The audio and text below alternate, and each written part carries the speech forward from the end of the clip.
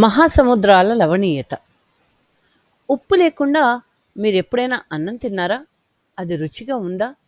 ఆదిమ మానవులు తమ ఆహారంలో ఉప్పు ఉపయోగించారా?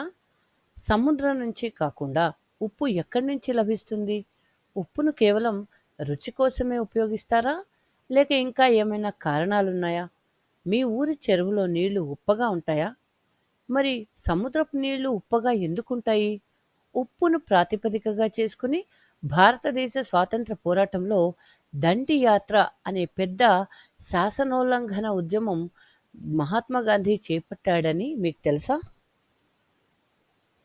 సముద్రాలలో మంచినీళ్లు కాకుండా ఉప్పు నీళ్లు ఎందుకున్నాయని మీరు ఎప్పుడైనా ఆలోచించారా? ఈ ఉప్పు ఎక్కడి నుంచి వచ్చింది? మీ భోజనాల దగ్గర ఉండే ఉప్పు, సముద్రపు ఉప్పు ఒకటేనా? సముద్రంలోని అధిక శాతం ఉప్పు నేల నుంచే వచ్చింది. లక్షల సంవత్సరాల పాటు సోడియం క్లోరైడ్ మూలకం NaCl ఉన్న శిలలపై వర్షం పడి వాగులు, నదులు ప్రవహించి దానిని సముద్రంలోకి చేర్చాయి. సోడియం క్లోరైడ్ సాధారణ పేరు ఉప్పు అని మీకు తెలుసు.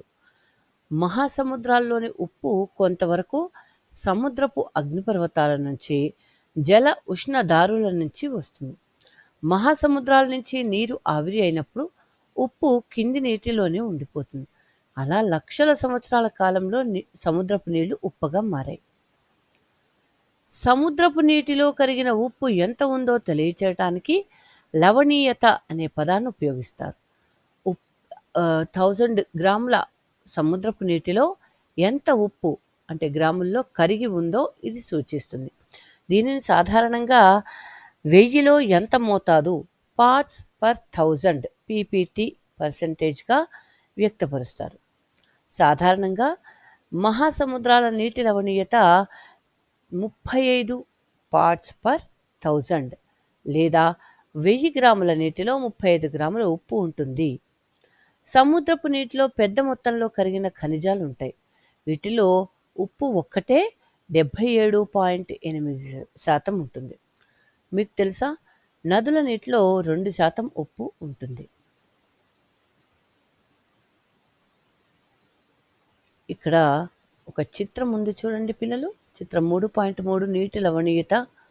ఎక్కడ ఎంత పార్ట్స్ పర్ 1000 PPT ఉప్పు ఉందో ఇక్కడ చెప్పబడింది.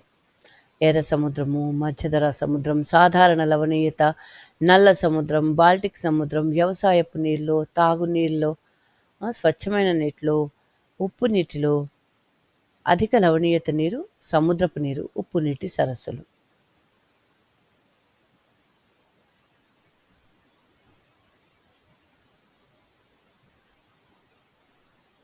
ఇప్పుడు మహాసముద్రపు ఉపరితల నీటిలో లవణీయతను ప్రభావితం చేసే అంశాలు అంటే సముద్రంలో ఉప్పు యొక్క శాతం తక్కువ ఎందుకుంది, ఎక్కువ ఎందుకుంది అని చెప్పే అంశాలు ఏంటో చూద్దాం. ఒకటి, నీరు ఆవిరి కావటం, అవపాతం. అవపాతం అంటే వర్షం రూపంలో, మంచు రూపంలో కిందికి నీళ్లు పడడం.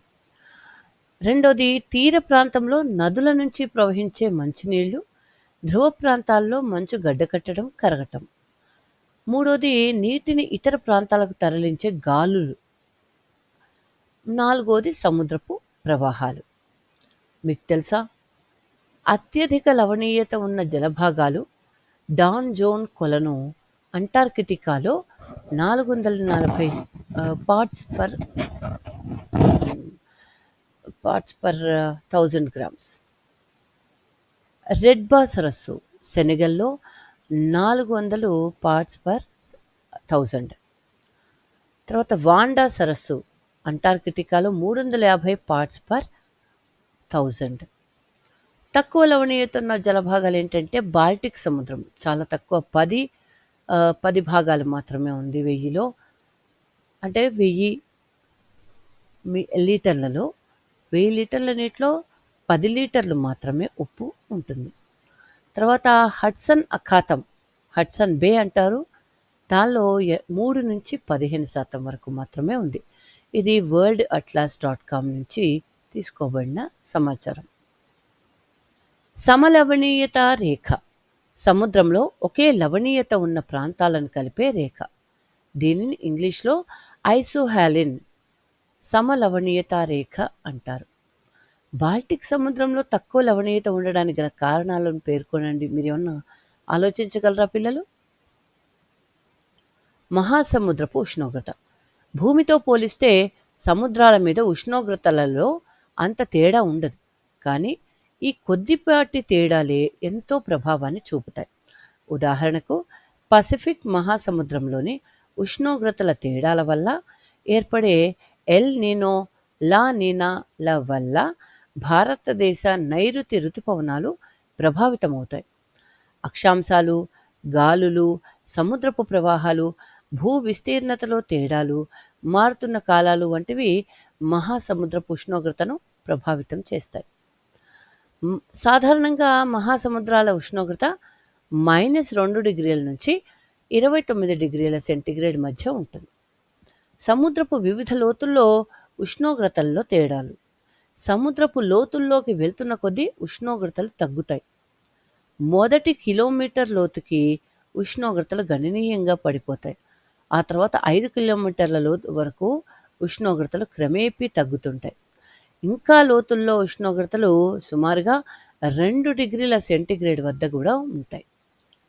మహాసముద్ర ప్రవాహాలు. ఒక ఖచ్చితమైన దిశలో చాలా దూరం ప్రవహించే మహాసముద్రపు నీటిని మహాసముద్రపు ప్రవాహాలు అంటారు. ఒక్కొక్కసారి వీటిని మహాసముద్రపు నదులు అంటారు. ఉష్ణోగ్రతల ఆధారంగా ఈ మహాసముద్రపు ప్రవాహాలను ఉష్ణ ప్రవాహాలు, శీతల ప్రవాహాలుగా వర్గీకరిస్తారు. సాధారణంగా ఉష్ణ ప్రవాహాలు ధ్రువాల వైపు, శీతల ప్రవాహాలు భూమధ్యరేఖ వైపు ప్రవహిస్తాయి. వేగాన్ని బట్టి మహాసముద్రాల ప్రవాహాలను డ్రిఫ్ట్ అని, స్ట్రీమ్ అని వర్గీకరిస్తారు.